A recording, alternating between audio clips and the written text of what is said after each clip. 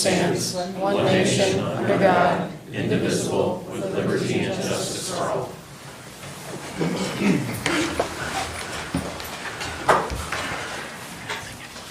The prayer today is a morning prayer. All-powerful and eternal God, splendor of true light and never-ending day. At this return of the morning hour, chase away sins from all mankind, and fill our minds with the glory of your coming. Through Christ our Lord. Amen. Amen. Good morning, Commissioners. Good morning, ladies and gentlemen. Do we have anyone that wishes to make a comment, public comment on anything on today's agenda? Okay, thank you very much. Okay, item number 2. On March 9th, for the Department on Water Resources, I approved and executed the service contract agreement with Cummins Incorporated, DBA, Cummins Sales and Services to perform generator repairs as needed for wastewater and water locations within Cummins generators for a 1-year period to be effective March 9th, 2026 in an amount not to exceed $10,000. That breakdown is $8,000 for wastewater and $2,000 for water. I also concurred with the Auburn Township trustees in not requesting a hearing on the liquor license being requested by White Barn Brands LLC, The Mercantile, located at 17720 Ravenna Road, Chardon, Ohio, OCT NEW 1001 3276-1. And that's all for item number 2. Morning, Adrian. Morning. Adrian Gorton with the Commissioner's Office. Today's financials include a supplemental appropriations in the general fund from ADP to increase their contract services account so that they can hire outside legal services. There's an encumbrance decrease from Water Resources to reduce a contract with NPM Holdings LLC that had been inadvertently increased beyond the competitive bidding threshold. And there's also travel encumbrances from the Common Pleas Court to attend the Ohio Supreme Court Judicial College's 2026 Judge Lee Sinclair Capital Cases Seminar and the 2026 Ohio IT Leadership Forum, both in Columbus, Ohio. Among the vouchers are $58,782 from ADP to Image Access Incorporated for the Opus Bookeye book scanner. Also $406,967.97 from the Commissioner's Office to Infinity Construction Company for pay request number 30 of the Courthouse Expansion Project, and $140,993.15 from the Engineer's Office to Concord Road Equipment to outfit a new vehicle chassis with all the equipment required for a new plow truck, including the bed, plow, and hydraulics. I move to approve the financials. Second. Call for vote. Commissioner Brackey? Commissioner DeBoer? Yes. Thank you very much. The next item is the Commissioner's Office is requesting the board reject the proposals submitted by MGT and Maximus for the preparation of a Geauga County cost allocation plan due to an error in the specifications regarding submission.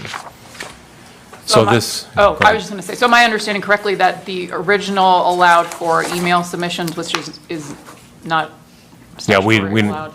correct, yes. Okay. Yeah. Oh, very good. I'll move to approve number 4. Second. Call for vote. Commissioner Brackey? Aye. Commissioner DeBoer? Yes. What was that? I thought it was thunder. I sounded like. Yeah, it did kind of sound that way. Yes, we have work going on the roof this morning. It was like... Elephants were up there. Number 5, the Commissioner's Office is requesting the board grant permission to re-advertise to accept competitive sealed proposals for the preparation of a Geauga County cost allocation plan to be held on Wednesday, April 1st, 2026 at 2:45 p.m. Notice of this competitive sealed proposal will be advertised on March 12th and the 19th and on the county's website. Move to approve number 5. Second. Call for vote. Commissioner Brackey? Aye. Commissioner DeBoer? Yes. And then the next item is Infinity Construction Senior Project Manager Brett Bestgen is going to come up and we're going to discuss a request for a reduction in the retainage on the Geauga County Courthouse Expansion Project based on the current status of the project. Good morning, Brett Bestian, Infinity Construction. Was in here a few months ago to discuss retainage reduction, which happened from 10% down to 5%. This morning, I want to look to reduce that further from 5% down to 2%. So currently retainage, I think, is around 900,000. So reducing it to 2% would still be, I think, around 375 somewhere. What we'd look at doing is submit our next pay application, number 31, which will be a standard pay application, and then number 32 would be the retainage reduction. So that's kind of what I want to discuss. Current status right now, we're substantially complete. Court staff's moved in. Right now, we're just finalizing the fire vestibules between the two buildings. A couple of things tied to retainage, punch list. We started off with, I think, 200 items or so. We're down to 20. Most of them are outside related, landscaping, some touch-ups, kind of weather related. The other items close out. We did turn in all our close out to the maintenance department and TDA electronically, and we're just working on getting everything printed, as-built, closeout documents, so forth. So. I would support this decision. As you know, we initially started with every day we would have a courthouse meeting, just as people were moving in, because there's a lot of things, right, when people move into spaces. So we reduced that down to twice a week, about a week ago or so. So, Infinity's been great in terms of addressing issues and items very, very quickly. So, and then just looking at the expenditures, I think we said we have about $40K left with the fire vestibule work. So that 375 is more than enough to cover the remaining items that we have to finish up. So yeah. What do you need from us today? Do you need a motion? Well, no, because I think we'll just do, like Brett has said, we'll do the next change order, Okay, and then and we'll then you'll just see approve it there next week. Okay, Does very that good. suffice? Yeah, we'll submit Okay. 2 pay applications, so. Okay, perfect. Yeah, I think that makes sense as the project's winding down to Okay. reduce that. Okay. Excellent. Thanks, Brett. Thanks. Thanks for coming in. You're welcome.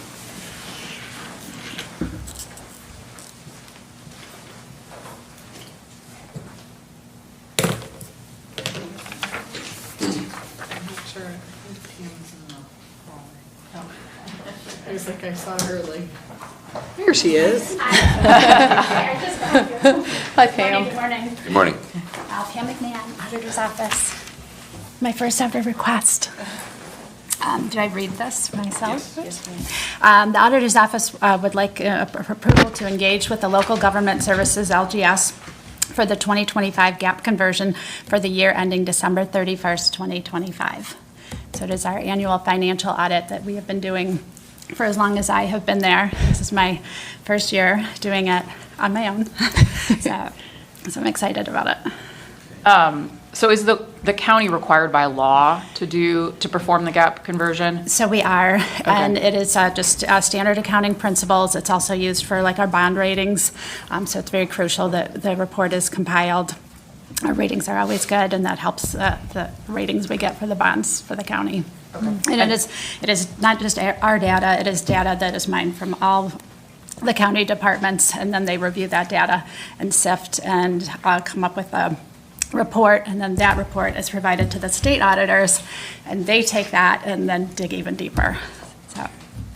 And then is local government service, is that through the state auditor? It's Okay. yeah, yes. All right, and is there a reason for doing it that way versus like an outside forum? Is that the most cost-effective solution? That has been the most cost-effective to my knowledge since I've been there. I haven't attended some other presentations and some other groups that have done it different ways, and there are varying costs to that. We've also been working with the same team for many, many years, so there is something to be said for people that know the way that to do things institutional and know how knowledge. things tie in Yeah. year to year. So Absolutely. it saves a lot of time. And are the costs consistent with prior years from what you've seen? Yes, we're just like $1,000 over last year. Last year was 53.5, and we're at 56, not to exceed this year.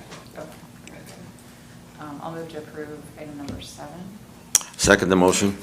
Call for a vote. Commissioner Brackey? Aye. Commissioner DeWark? Yes. Thank you. Thank you. Thanks, Dan. You're welcome.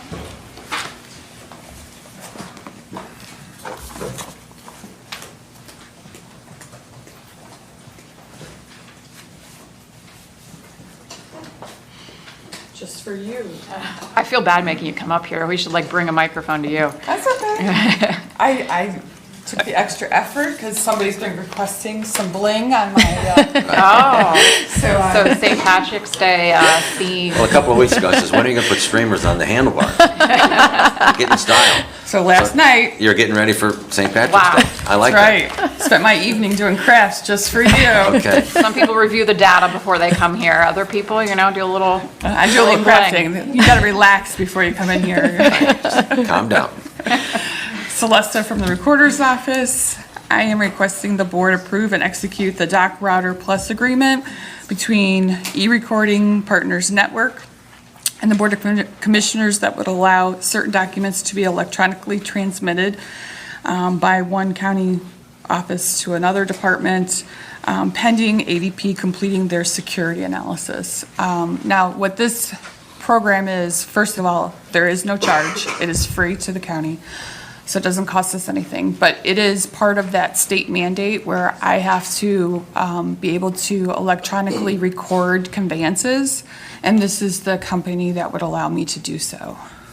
Okay, so explain to me, they're not doing this for free out of the goodness of their heart. So They how are they charge getting the compensated? customer, the banks, the mortgage Okay. companies, that's who pays that fee to have the program. Okay, I see. So it's like a third-party payment. The only thing that I guess I flagged as an issue is there's nothing that talks about how they're compensated in the agreement that I saw, and there's no guardrails as far as the reasonableness of those costs. Obviously, I'm more concerned about costs to the county than I am to a bank, but do you have any thoughts on that? I don't know what they charge the customer. I think it's a minimum fee. It did go through the prosecutor's office and they did approve the agreement as is. This agreement has been going back and forth for the last year. There's been a lot of stipulation in language and things like that the prosecutor has requested. That has not been one of the things that they have asked for. Just because it doesn't cost the county anything. Yeah. I'm assuming. So I see it's approved as to form on February 17th, but I don't recognize that signature. Do you know who's signature? Kristen Ryan. Okay. So that's your APA? Yes. Okay.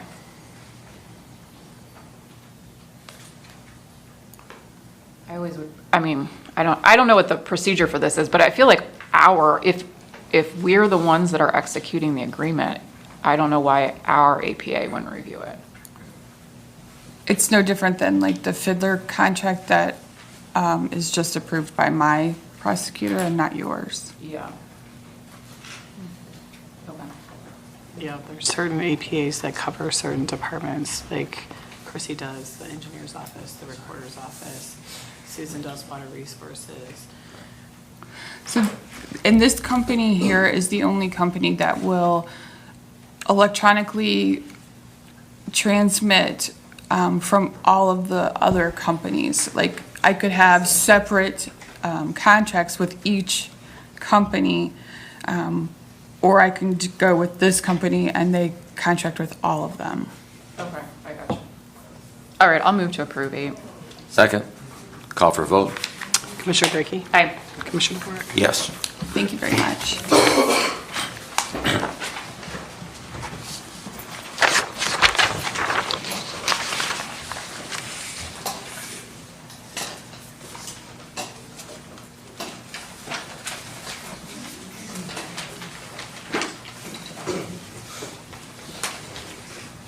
Morning. Morning, everybody.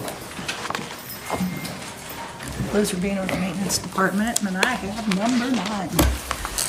The Maintenance Department is requesting the board approve and execute a service contract with James W. Ross Incorporated, doing business as Swift First Aid, to supply the Geauga County offices with first aid supplies for a 3-year period in an amount not to exceed $15,000. Do you know when the last time it was upgraded?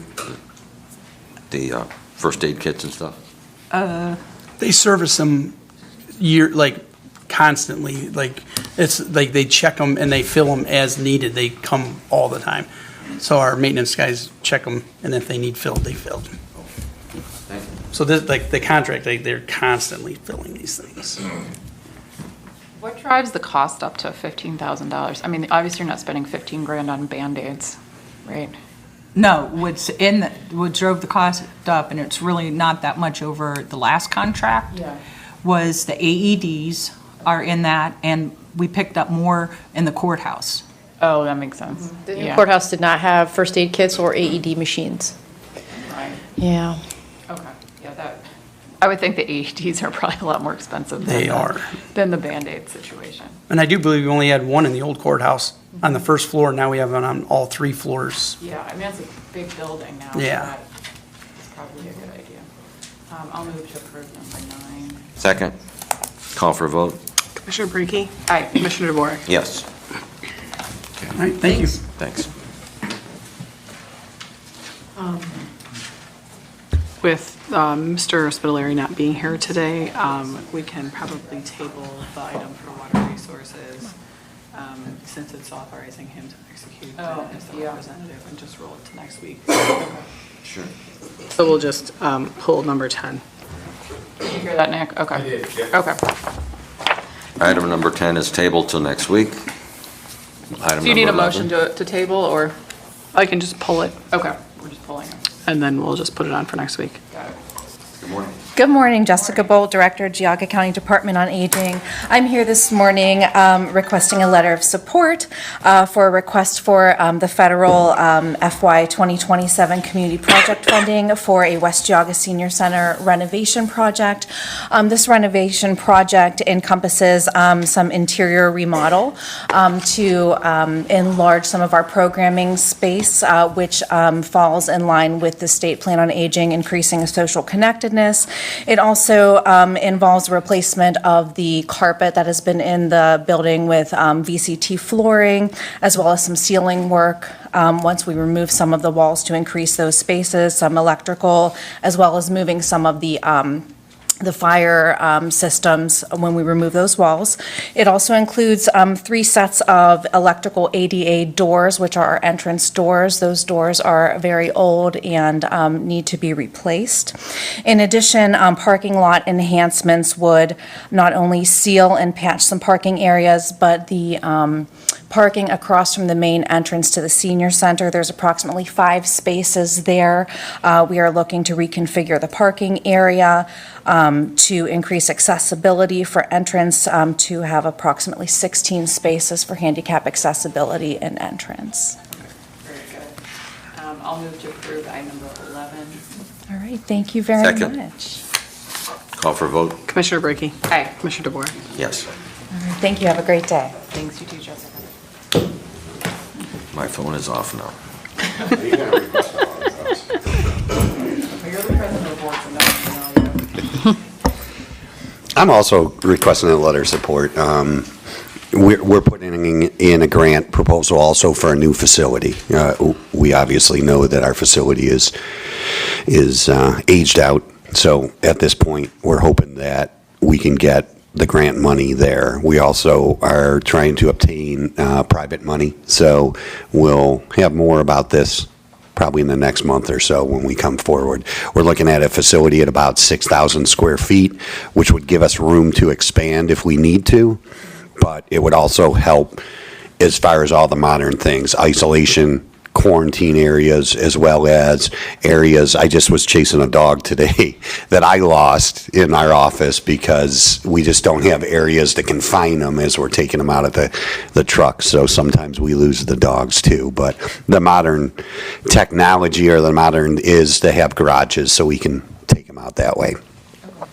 You can pull in the garage and then take the dog out of the... Yes, I took the dog out today and it slipped the leash and it started running towards 44. Good thing is I called it back and it came back, so not all of them do it. What did you call it?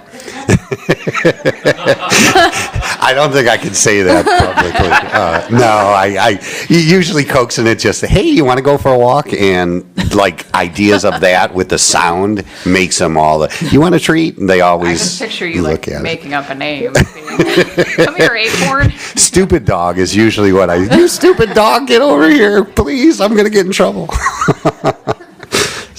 Well, this took a turn I wasn't expecting. I'll make a motion to approve item number 12. Second the motion? Call for vote?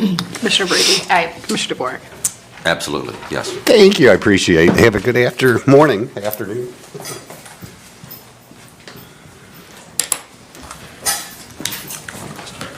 Good morning. Morning. Chief Brian Davidson, Burton Fire Department. Lieutenant Austin Group, Burton Fire Department.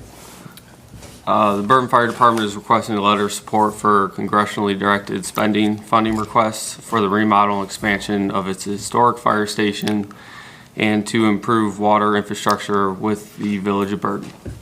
Our current fire station was built in 1890. It was originally a theater, transformed into a firehouse. Currently, we are having issues with NFPA compliances where to put like Plimo vent exhaust system in. Our fire station is too small for that. We have to keep our gear separate from the trucks, and we can't do that because we don't have the room to add gear storage. And the other thing is just overall living quarters for the guys that are there 24 hours a day. Like I said, it was a theater that was converted into a firehouse. So with the trucks getting bigger and everything like that, our base space is too small. We're unable to fit any other different kind of trucks in the fire department. And currently we're looking at to add 11,000 square feet of base space and training facility onto the fire station, and then remodel the current 8,000 square feet of the fire station. So the bays would be going out westbound? Correct, yes, and that property's already been secured in the last few years. More or less where we're at is we're not trying to do much in the realm of local funding and trying to ease the burden on the local taxpayers.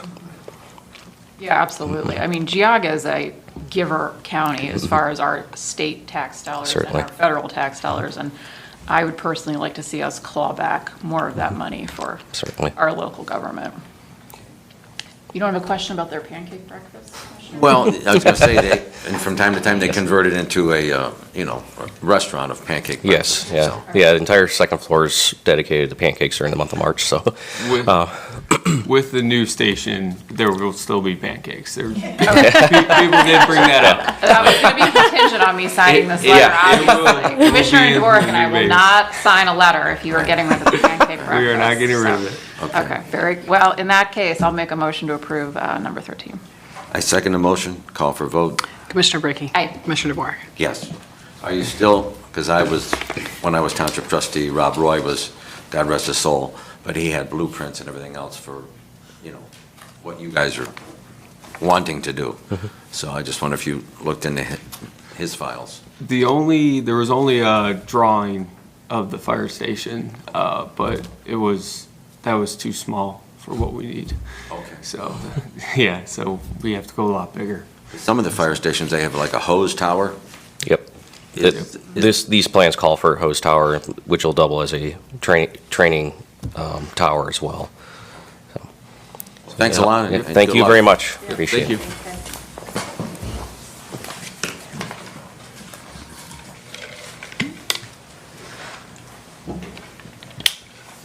Morning. Morning.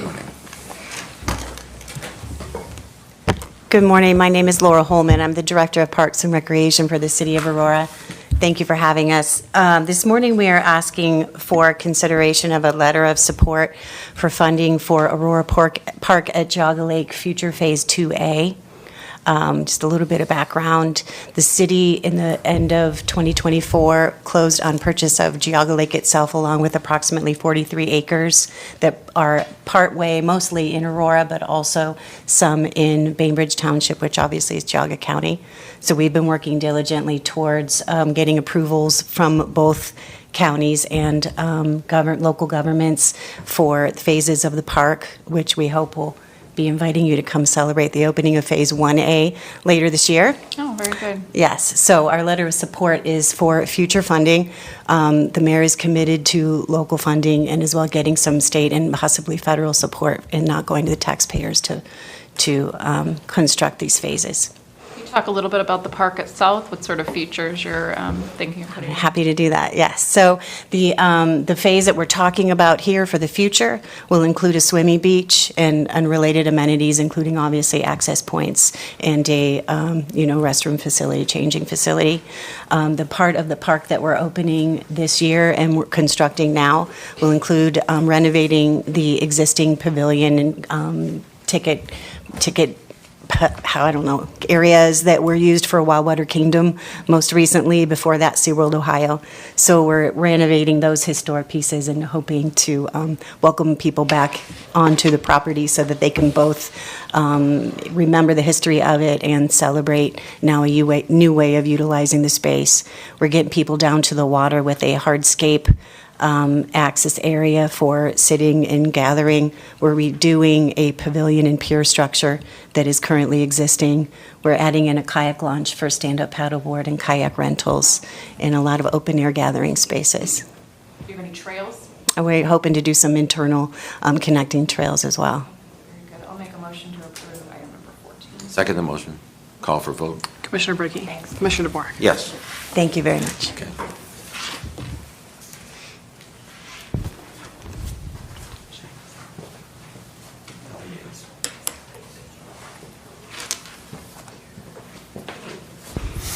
Good morning. Good morning. My name's Mark Danishak. I'm the apiary inspector for Geauga County. I brought some props. It makes it easier to explain what I do. So, I'll set this out here. You can see it, you can touch it. I also have a quick handout. I'll leave the rest on the back if anybody's interested. I call this beekeeping at a glance. I don't know how many other inspectors you've had do presentations. First one for me. First one for you, okay. Me too, but I don't really count since I'm a newbie. Well, I talked to some of the other inspectors and I said, well, how are you presenting to your county? What's happening as far as how many bees there are, how many bees do we have in each township and all that type of thing. And that's on the back of that little graph. I started keeping bees in 1975, mostly because, well, I was a kid, I lived at home, and I was told to do it, so that's what I did. I still keep bees. Unfortunately, we haven't had an inspector to get a queen cert, really for the last 3 years. We had one from Lake County, but we didn't get any inspections done. And that's why I contacted Ohio and said, oh, okay, I'll do this. So this will be my 3rd year of doing the inspections. The inspections are regulated by Ohio Revised Code 909. Every hive in the county is supposed to be inspected. We're hitting about, ideally, 10%. It would be a full-time job to do them all. But it's, one of the things that has happened is this last summer, House Bill 96 has completely changed beekeeping. So they went from we'll send you out a card, mail us $5, register your hives, and you basically get certified, to all online. That has pretty much wrecked my Amish community. It's very difficult for them. So with them, I'm licking stamps and writing down envelopes and such. And that's why I have on my little handout, good communication is the place to start. And according to State of Ohio, Department of Ag, they want us to do better communication with the people, the constituents of the counties. So one of my goals for this year is provide best inspection practice in Ohio, ask Department of Ag, what can we do to make it better? Always be above reproach, obviously. I don't want to find my face on the front page of the Times Leader. Push for more. Neither do we, Commissioner DeBoer. I'm with you on that. There you go. Push for more apiary registration, address the changes. And that's one of the reasons that I gave you the printout. It shows how many registered beekeepers we have. I'd really like to show you the numbers for next year. We're getting slaughtered. My queen cert is number 47 in the state. We should be in the thousands. People just aren't registering. And the worst part about that is now the registration, instead of being $5, it's free. And I ask people, we don't trust the government, and they've got every excuse in the book. Just click on it and register them. So Mark, can you talk about what the advantages are of registering your hive? So The inspections are based upon the registration. I don't just go see a hive of bees and decide I'm going to go, inspect that. I go down on I call it the commercial side. So anybody that's selling equipment or selling bees or queens, they need to be inspected to make sure that they don't wipe out all our bees in the county, because the diseases, and you've probably heard on the news of all the different types of diseases. The registration allows us to know where they're at. Allegedly, they were going to have a program that lets people know when they're spraying fields for pesticides and that. Between you and me, it doesn't work. I've knocked on the cab door of the tractor, hey, what are you spraying? And I never got notified, And when I talked to Department of Ag, oh, well, we're working on it. So but that is something that they're working on to protect the beekeepers. Other than that, there's no benefit for the beekeeper to register unless they want to sell bees. Then they have to register. But pushing the public awareness, if people see a problem out there, they can communicate with other people so that we don't have a complete wipeout. For example, Hamilton County lost 80% of their bees last year. That's down by Cincinnati. And that's a lot. I mean, if you look at the numbers on there, if we lose 80% of it due to disease that we possibly could have prevented, that's a huge savings for them. I have on the little printout some pests and disease, and I'm not going to go into that, but most of it's bacteria-based, and it can get into the hives. Bees are a unique farm animal because we can't put them on a leash and we can't fence them. We really can't control where they go. We just hope that they come back. And that being said, they can go out to other hives that are diseased, and it wipes them out. As far Do you as have to be registered to sell honey in your front yard, The easiest way to explain that is honey really has nothing to do with what I do. People could put drain oil in a bottle, and I don't inspect that. The state of Ohio has rules for cottage industries and selling, but that's not, I'm under plant health. I'm not under food products. Okay, thanks. So, but they do put their little stands out and their honey. So, some of the things that I look for is also the temperament of the bees. I don't want bees that if, we're in this room, we go out to the parking lot and we all get stung 50 times. That's no good either. And I ask people, please kill your bees, if they're mean. All inspections are in the daylight. They're all in a convenient time. There's no surprise visits. I don't take pictures of people's backyards and what they're growing behind their shed and all that type of thing. What are they growing behind their shed? Soybeans. Oh. No, but a lot of people, they worry that, somebody's out there snooping around on their farm. Yeah, right, and they don't want that. And neither would we. Everything I do is washed in isopropyl alcohol, including the tools. We're not allowed to wear gloves, and we're not allowed to wear leather or cloth gloves because it could transmit disease.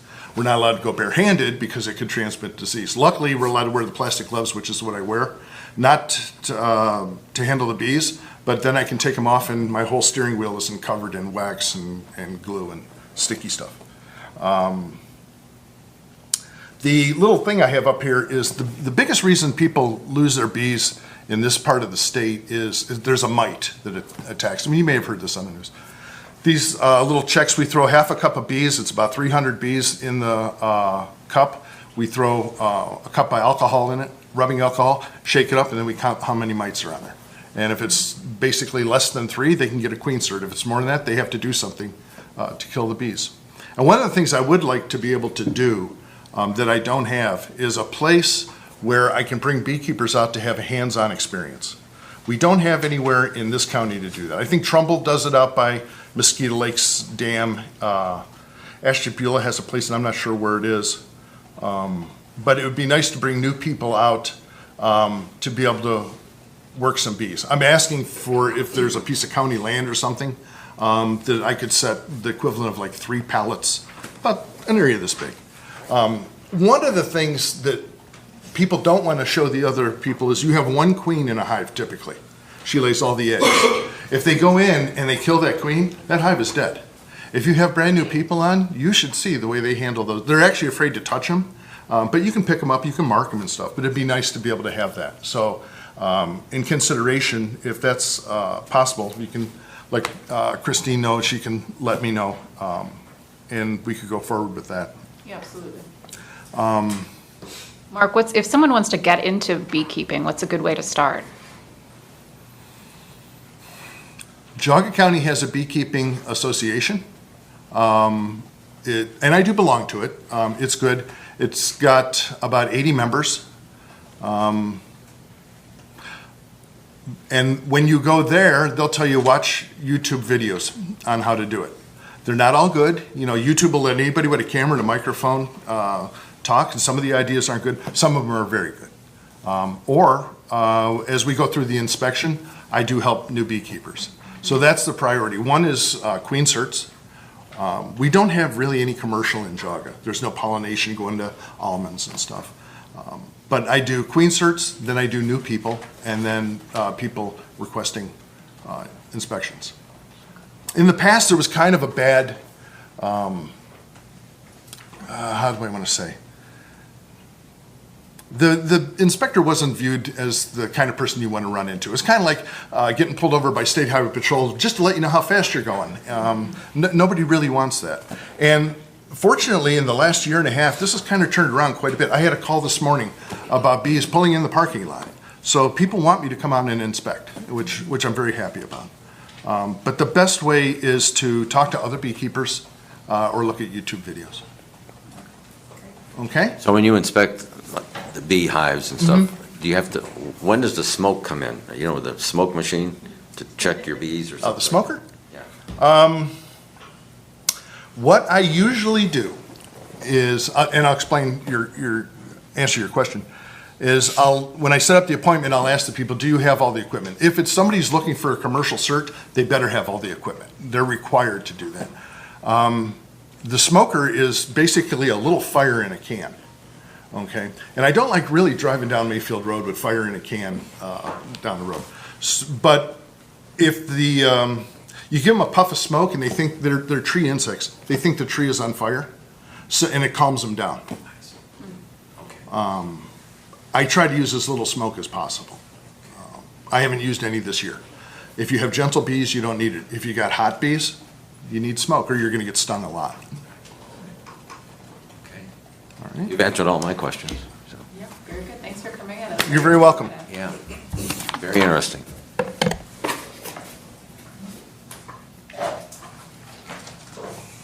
Thank you, sir. Thanks for coming in.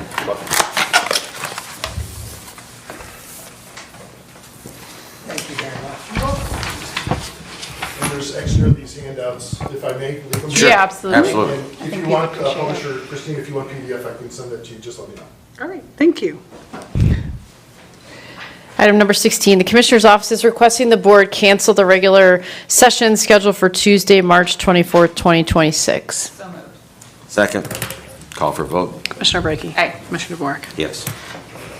Item number 17, the Commissioner's Office is requesting the Board approve a change to the regular session scheduled for Tuesday, April 7th, 2026, changing the start time from 9:30 to 10 a.m. and the location from 12611 Ravenwood Drive, room B303, to be held in Judge Patchke's courtroom on the second floor of the new Geauga County Courthouse expansion in Chardon. It will include the ribbon cutting of the new courthouse expansion and then move to conclude at the Heritage House on Chardon Square. So just so I understand, so we're going to have like a normal commissioners meeting in the courtroom, and then we'll do the ribbon cutting, and then we'll do the program? Yes. Okay. I'll move to approve number 17. Second, call for vote. Commissioner Brackey. Aye. Commissioner DeWark. Yes. Okay, moving on to 18. I know we have a number of things to cover with you. We'll start off with the 2027 tax budget letter. So I worked on that letter with Adrian in preparation for this upcoming round, starting in May, and I wanted to see if you had any questions. Otherwise, I will sign it, and just so that you know what's being communicated to the other elected officials as we prepare. So really, it's just kind of a cross-check with you as the board, giving Adrian and I the confidence to know that you know what we're sending out, and then that will kind of, I think Adrian's going to plan on sending that letter out tomorrow. Yeah, I mean, I provided my feedback already, but just the one thing I wanted to make sure was included was just letting the department heads and the elected officials know that if any of those times don't work for the hearings, that we can accommodate those times. Okay. Just Yeah, we put, some flexibility on that. Yeah, come on up, Adrian. So I do have a copy of the letter here. Okay, so you added that in. Yeah, the last paragraph basically says, please keep your schedules open for the days in May and the time slots because they might be difficult to change. And if you have any specific days that do not work for you, please let us know so we can schedule a good day for everyone. Okay, yeah, that's good. All right. Any other questions, Commissioner DeBoer? Do you have any questions? I'm good. You good? Okay. Thank you. Okay. Thank you. Okay, so the second item on the, this is the cyber fraud and internal controls. So last week, primarily the individuals associated with the financial side of our operations attended a training put on by ADP. It was very well done. It just talked a lot about a lot of different topics, obviously cyber fraud and how things are escalating. You know, in terms of the complexity of the attacks, how it really, if you're not up to speed on it, like training-wise, you can very easily get taken to the bank, literally. So one of the recommendations that came out of that training was like kind of an immediate institution of just some guardrails. You know, some blanket guidance. I'm calling it internal controls because that's kind of what I'm used to, is just like a desktop procedure, right? So my thought process was doing an internal controls policy, which is very vanilla. It's covering some basic things like, you know, verifying payment instructions. If you get payment instructions, I mean, these are things I think that can be relatively enduring, like enabling multi-factor authentication, mandating that, you know, all those under the hiring authority attend cybersecurity training.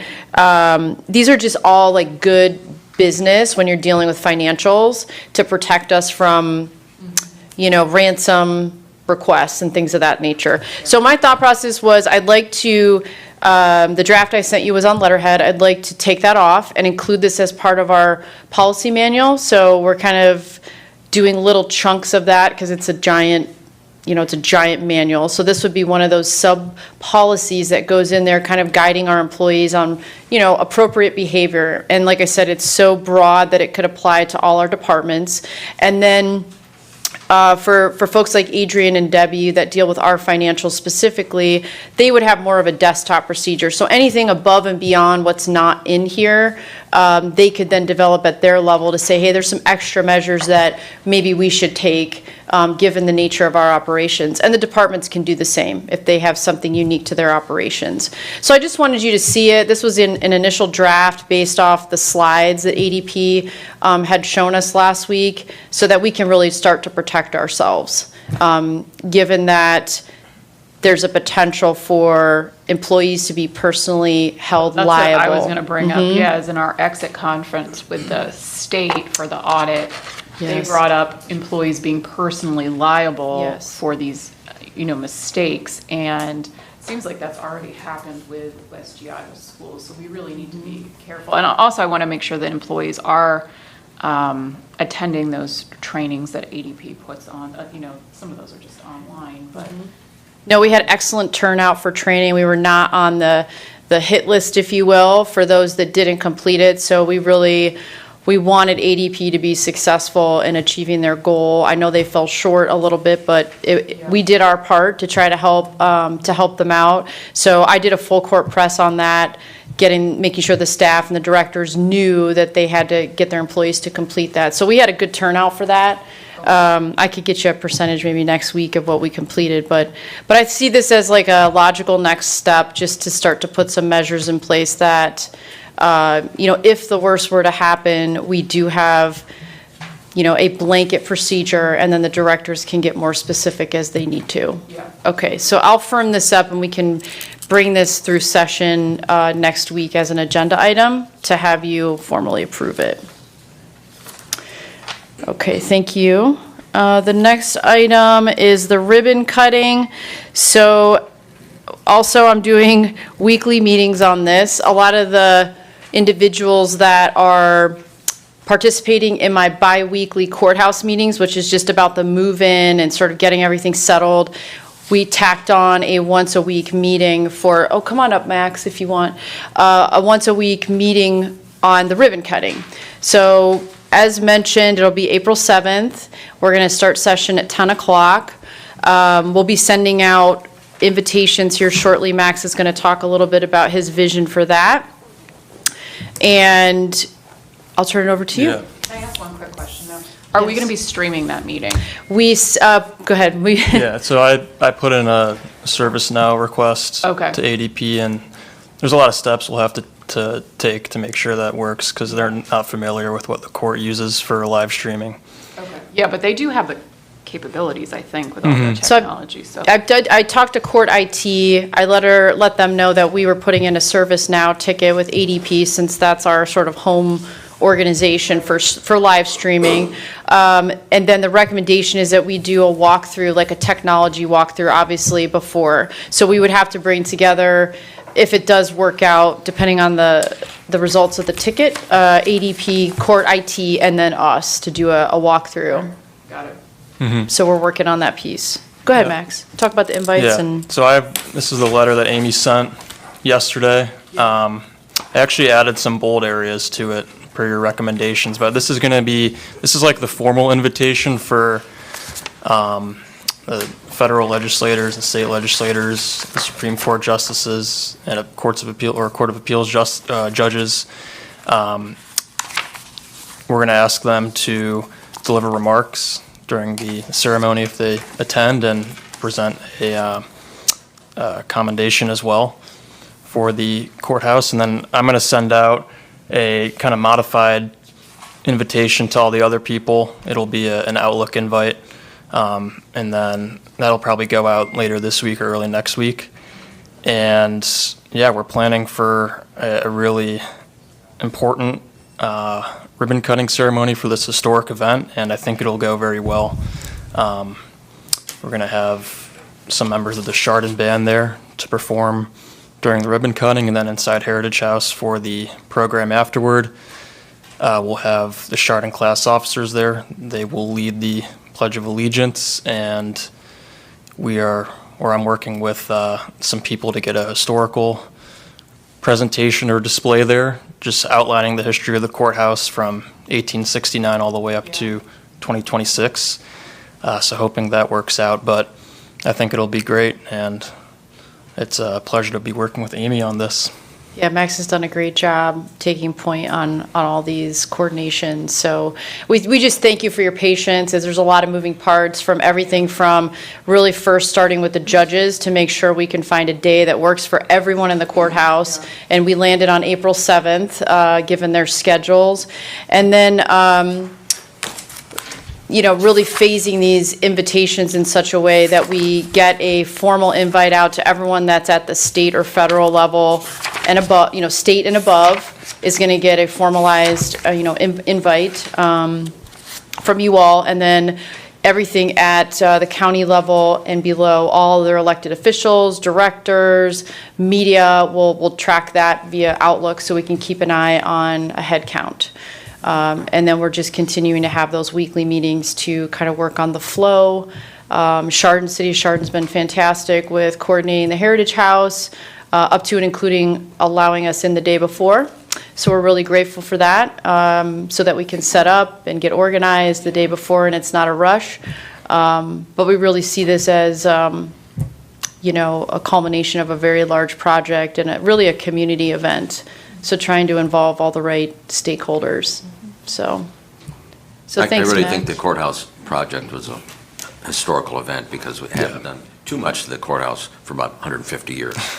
And then on our emails from other counties, they're having trouble refurbishing, adding on, and everything else, but we've done it without adding any more taxes to the residents at all. Yeah, and it looks great. It has the same look as the existing building. So it's a well-done project. All right. Thank you. Thank you. I know. Thanks, Max. Yep. Okay, the next topic is the fair. So we have the contract for the Bell Building. So I wanted to just talk with you about Merchant Hall 2 and the Bell Building, and sort of my recommendation is going back to basics, really. I think last year we tried to do Merchant Hall 2, but really struggled to have the appropriate staffing in the building so that we could meet the terms of the actual contract. So I don't want to do that again. So with that, not being able to have everything staffed properly within the Merchant Hall for the entire duration of the fair, I'd like to go back to, or I recommend that we go back to just the Bell Building. I understand from Christy that there's also like some displays that previously we haven't hung up, that we kind of like to bring those back out on the occasion of the 250. So just kind of, I don't know, just going back to the basics, if you will. So Christy's trying to work up that contract, and so some feedback from you might be beneficial in helping shape how we execute that and have that drafted. Yeah, last year with the Merchant Hall 2, I on the lead on it, and it was just like a ramp up of America 250. And it was a trial, and we'll try to get the bugs out. And the big thing is if a county department has a table set up in the Merchant Hall 2, or anywhere in the fair, they have to man it every day of the fair. And that's Saturday, Sunday, and Monday. Yep. So that's in the fair book. So, but it's not just what was going on at the Merchant Hall 2 building, but other areas of the fair, they weren't fulfilling their obligation of having somebody behind a table, whatever organization it was. So Yes. they're going to tighten up on that a little bit this year. Yep. But yeah, we'll figure it out. Okay. Okay, so I just want to, never too early to talk about the fair. I'll turn it over to Christy to talk about the opioid settlement grant cycle 1. So we received an email from Christine Lacomiac that they have received 4 proposals for the opioid settlement. And she's just looking for an avenue on how the board wants to review those proposals, figure out our RUMIC, kind of like how you want to rank them, who you want to be part of that, whether it would be all of you review them and submit information back to her, or if you choose one of you to sit down with her to go through them and kind of rank them, and then she can present those to all of you for a decision on the funding. I'd like her to do some sort of rubric or analysis of the proposals and then provide that to us, and obviously we can do whatever we want. It doesn't have to be in line with her analysis, but I think that would be helpful. Yeah, I think all 3 should have input with her analysis of the applications coming in. Okay, she is currently out of town right now on business, but when she returns, I will get with her to get through that process and get it over to you. She was hoping for a decision by, I believe, March 21st, with the meeting being canceled on 24th. We would be looking at the 31st. The funding period starts on April 1st, but I believe Adrian has already provided the funding to them, so it would just be a matter of getting that approval of those programs. Okay, I do not have any other items for board discussion unless you do, commissioners. No. Okay. Okay, moving on to item 19, public comment. Those wishing to make a comment or ask a question on matters of concern, please raise your hand to be called upon. Begin by stating your full name and township or municipality, and you'll have up to 3 minutes to comment or ask a question, and you are kindly asked to refrain from disorderly or disruptive conduct. Do we have anyone? Yes, sir. Go ahead. Howard, South Russell Village. Last week, we had a meeting of 2 hours here. Unfortunately, only 15 minutes showed up on YouTube. When are we going to have ADP update the minutes from last week? That's a technical, Yeah, I think there was some issues with bandwidth. Is it gonna be updated? It can't be because it's missing. Is So it that gonna time be period correct is, today? yes. You sure are gonna have, whatever the total minutes are for today is gonna be showed on YouTube? Yes, we actually did a technical review of everything last week with So that's ADP. lost forever. It is, unfortunately. Developmentally disabled, everybody was lost. Forever. Yes. The second thing is, when's Grace Colucci coming in from NOACA? Has anybody? We don't know. Have you contacted Grace yet? Yes, What did several she times. say? She's actually not responded to the last several emails. What So did we're you- not did you sure on contact when her? she would be She has to attending. say something, either through email or she doesn't answer the phone, correct? I guess maybe we could reach out to Marilyn instead of Grace to see if maybe Marilyn has an avenue or an idea of when she might be available. okay, we're still working on that. NOACA is still up in the air. Grace hasn't, she may show up, she may not. Gee, what a shame.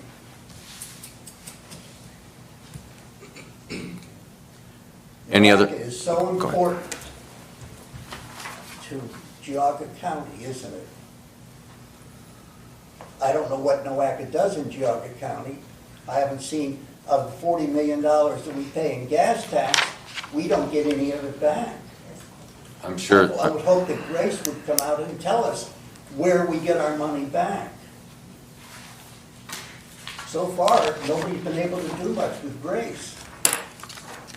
our dues are $40,000 a year. We get back $750,000 or more every year for our road 40 projects. million. That is really incorrect. It And is not I'll have incorrect. facts in the next 30 days or That's funny, so. and the rest of it will show. It's $40 million a year. The money is gone.